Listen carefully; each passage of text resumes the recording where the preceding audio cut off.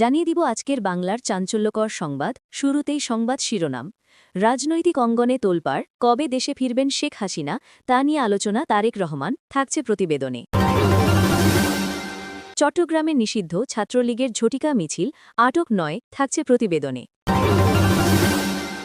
আমরা আছি সংসদে, মামুনুল পাটোয়ারিরা আছেন রাজপথে, নাহিদ ইসলাম, থাকছে প্রতিবেদনে। অসৎ হলে আমাকেও ছাড় দেবেন না, জামায়াত আমির, থাকছে প্রতিবেদনে। বিএনপির দুঃশাসন, ১.৫ মাসের শিশু নিয়ে কারাগারে মা, স্তব্ধ বাংলাদেশ, থাকছে প্রতিবেদনে। দেশে স্থিতিশীলতা নষ্ট করতে একটি শ্রেণীর সৃষ্টি হয়েছে, মির্জা ফখরুল, থাকছে প্রতিবেদনে। এতক্ষণ শুনতেছিলেন সংবাদ শিরোনাম, এখন বিস্তারিত। অসৎ হলে আমাকেও ছাড় দেবেন না, জামায়াত আমির। বাংলাদেশ জামায়াতে ইসলামীর আমির ও জাতীয় সংসদের বিরোধী দলীয় নেতা ডাক্তার শফিকুর রহমান বলেছেন, কিছু অসৎ লোক সবসময় সুযোগ নেয়, সেই লোক আমি হলে আমাকে ছাড় দেবেন না। গত বুধবার ২২ এপ্রিল জাতীয় সংসদে জরুরি জনগুরুত্ব সম্পন্ন বিষয়ে আলোচনা বিধি ৬৮তে অংশ নিয়ে তিনি এসব কথা বলেন। জামায়াতে ইসলামীর আমির বলেন, কেউ অসৎ হলে তাকে ছাড় দেওয়া উচিত নয়। আমি নিজেও যদি অসৎ হই তাহলে আমাকে ছাড় দেবেন না, বরং জাতির স্বার্থে আরও বেশি করে ধরুন, এক্সপোজ করুন। যারা অসৎ তারা কোনো দলের হতে পারে না, এরা দলের সুযোগ নেয়। ডাক্তার শফিকুর রহমান বলেন, সংকটময় পরিস্থিতিতে কিছু অসাধু ব্যক্তি সুযোগ নেওয়ার চেষ্টা করে এবং কৃত্রিম সংকট সৃষ্টি করে। এদের কোনো দলীয় পরিচয় থাকতে পারে না, এরা সুবিধাবাদী, দল বিপদে পড়লে সবার আগে পালিয়ে যায়। তাই এই ধরনের সুযোগ সন্ধানীদের কোনো ধরনের প্রশ্রয় না দেওয়ার আহ্বান জানান তিনি। সংসদে বক্তব্য দেওয়ার ক্ষেত্রে দায়িত্বশীলতার উপর গুরুত্বারোপ করে বিরোধী দলীয় নেতা বলেন, সংসদে যে বক্তব্য দেওয়া হয় তা শুধু কক্ষের মধ্যে সীমাবদ্ধ থাকে না, বিশ্বজুড়ে ছড়িয়ে পড়ে। তাই প্রতিটি বক্তব্য হতে হবে তথ্য নির্ভর, সত্য ও ধারাবাহিক। আজ এক কথা কাল আরেক কথা বললে জনগণ আমাদের উপর আস্থা হারাবে। চট্টগ্রামে নিষিদ্ধ ছাত্রলীগের ঝটিকা মিছিল, আটক ৯ জন। চট্টগ্রাম নগরের কয়েক এলাকায় ঝটিকা মিছিল করেছেন নিষিদ্ধ ঘোষিত ছাত্রলীগের নেতাকর্মীরা। ঝটিকা মিছিলের পর পৃথক অভিযানে অন্তত ৯ জনকে আটক করেছে পুলিশ। শুক্রবার ২৪ এপ্রিল সকাল থেকে দুপুরের মধ্যে মেহেদীবাগ, সিআরবি পোলো গ্রাউন্ড এবং ২ নম্বর ১৬ শহর এলাকায় এসব মিছিল হয়। পুলিশ ও প্রত্যক্ষদর্শী সূত্রে জানা গেছে, সকালে এমইএস কলেজ ছাত্রলীগের ব্যানারে একটি মিছিল নগরের মেডিকেল সেন্টার এলাকা থেকে শুরু হয়ে গোলপাহাড় মোড়ে গিয়ে শেষ হয়। পরে জুম্মার নামাজের সময় সিআরবির পোলো গ্রাউন্ড স্কুলের সামনে আরেক ঝটিকা মিছিল বের হয়। একই সময় ২ নম্বর ১৬ শহর কর্ণফুলী মার্কেটের সামনে আরেক মিছিল করেন ছাত্রলীগের নেতাকর্মীরা। কোতোয়ালি থানার ভারপ্রাপ্ত কর্মকর্তা ওসি মোহাম্মদ আফতাব উদ্দিন বলেন, পোলো গ্রাউন্ড এলাকায় জুম্মার নামাজের সময় কয়েক সেকেন্ডের মিছিল হয়। আমাদের টহল টিম দ্রুত ঘটনাস্থলে গিয়ে ৬ জনকে আটক করেছে, তাদের জিজ্ঞাসাবাদ করা হচ্ছে।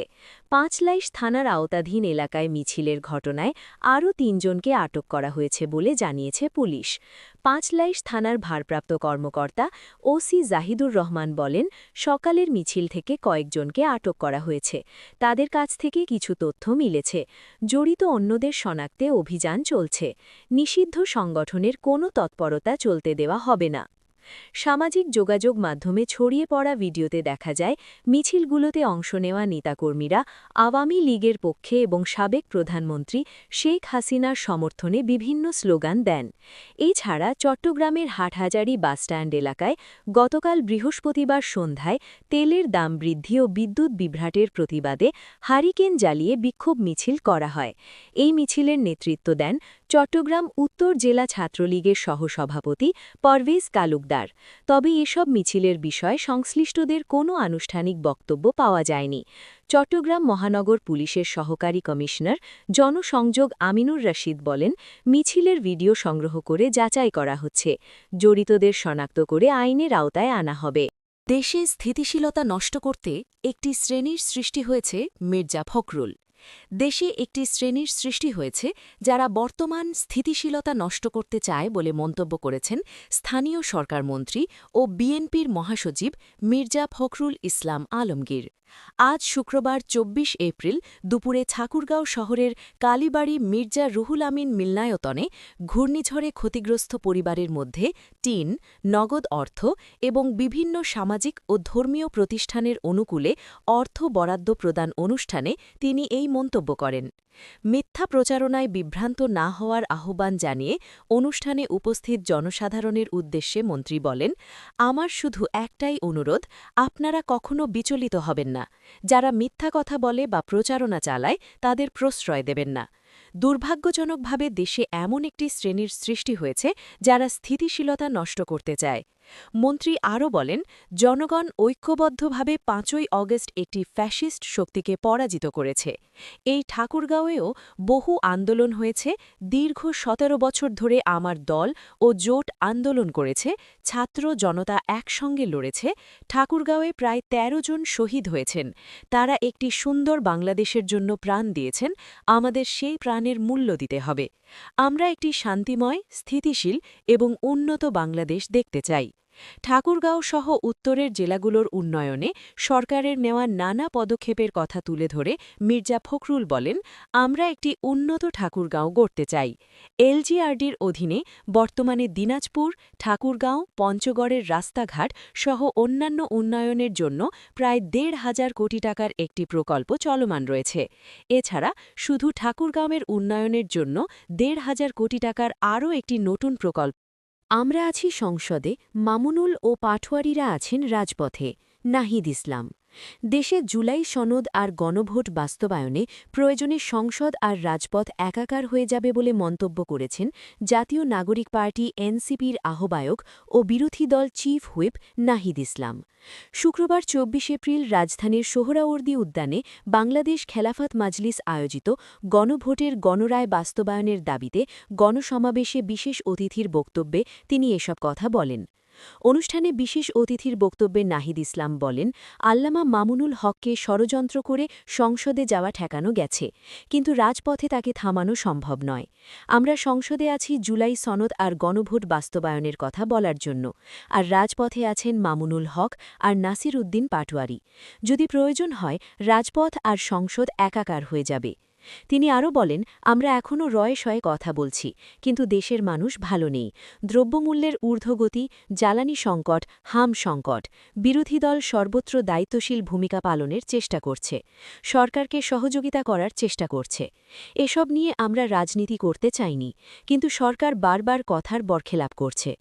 জনগণ ফ্যাসিবাদকে প্রশ্রয় দেবে না উল্লেখ করে নাহিদ ইসলাম জানান, সরকার বিশ্ববিদ্যালয়গুলো দলীয়করণ করছে, প্রতিষ্ঠানগুলো দলীয়করণ করছে, গুন্ডা বাহিনী লেলিয়ে দিচ্ছে, বিচার বিভাগকে কুক্ষিগত করার চেষ্টা করছে।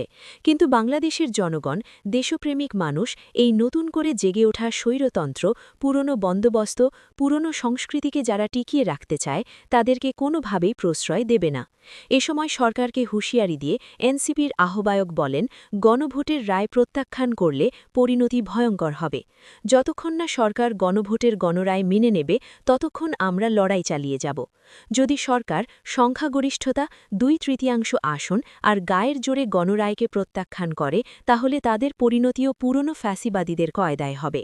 গণসমাবেশে বিরোধী দল নেতা ও জামায়াতে ইসলামীর আমির ডাক্তার শফিকুর রহমান, বাংলাদেশ খেলাফত মজলিসের আমির মাওলানা মামুনুল হক, লিবারেল ডেমোক্রেটিক পার্টির চেয়ারম্যান কর্নেল অলি আহমদ, জাতীয় নাগরিক পার্টি এনসিপির মুখ্য সমন্বয়ক নাসির উদ্দিন পাটোয়ারি সহ ১১ দলীয় ঐক্যের শীর্ষ নেতারা উপস্থিত ছিলেন।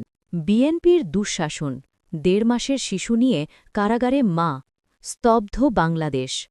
বর্তমান রাজনৈতিক পরিস্থিতিতে মানবিকতা ও আইনের শাসন নিয়ে বড় প্রশ্ন দেখা দিয়েছে।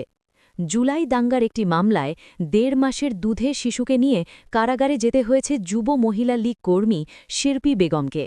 মঙ্গলবার ২১ এপ্রিল ঢাকার সিএমএম আদালত শিল্পী বেগমের জামিন আবেদন নাকচ করে দিলে এক হৃদয় বিদারক দৃশ্যের অবতারণা হয়, যা দেখে উপস্থিত সাধারণ মানুষ ও আইনজীবীরাও স্তব্ধ হয়ে পড়েন। মঙ্গলবার দুপুরে যখন শিল্পী বেগমকে এজলাসে তোলা হয় তখন তার কোলে ছিল মাত্র ১ মাস ১৬ দিন বয়সী কন্যা সন্তান। শিল্পীর আইনজীবী অ্যাডভোকেট ফারজানা ইয়াসমিন রাখি আদালতে জানান, গত মাসের ৪ তারিখে অস্ত্রোপচারের অর্থাৎ সিজারের মাধ্যমে এই শিশুর জন্ম হয়েছে। শিল্পী বেগম নিজেও অসুস্থ, বাথরুমে পড়ে তার বাম হাত ভেঙে গেছে। এই অবস্থায় দুগ্ধপোষ্য শিশুকে নিয়ে তার পক্ষে জীবনযাপন করা অসম্ভব। কিন্তু ঢাকার অতিরিক্ত মুখ্য মহানগর হাকিম আওলাদ হোসেন মোহাম্মদ জোনাইদ সব যুক্তি উপেক্ষা করে তাকে কারাগারে পাঠানোর নির্দেশ দেন। জামিন নাকচের খবর শুনে আদালত কক্ষেই কান্নায় ভেঙে পড়েন শিল্পী বেগম। হাজতখানায় যাওয়ার সময় আর্তনাদ করে তিনি বলছিলেন, সিজারের কাটা জায়গায় এখনও ব্যথা, হাতে সমস্যার কারণে বাচ্চাকে ঠিকমতো ধরতেই পারি না। জেলখানায় গরমে আমার বাচ্চাটা মরে যাবে। রাজনীতির কারণে আজ আমার এই অবস্থা। নিজের অসহায়ত্ব দেখে তিনি এক পর্যায়ে শিশুটিকে স্বজনদের কাছে রেখে যেতে চাইলেও পুলিশি বাধায় তা সম্ভব হয়নি। নিয়ম অনুযায়ী বাচ্চাসহ কাস্টাডি লিখে মা ও শিশুকে কাশিমপুর কারাগারে পাঠিয়ে দেওয়া হয়। শিল্পীর স্বামী রহিম হোসেন সোহাগ জানান, তাদের ঘরে ৩ ছেলের পর এই কন্যা সন্তানের জন্ম। কেবল মা ও নবজাতকই নয়, ঘরে থাকা বাকি সন্তানরাও এখন দিশেহারা। তাদের ৪.৫ বছরের ছোট ছেলের হাতে গত শনিবারই অপারেশন হয়েছে।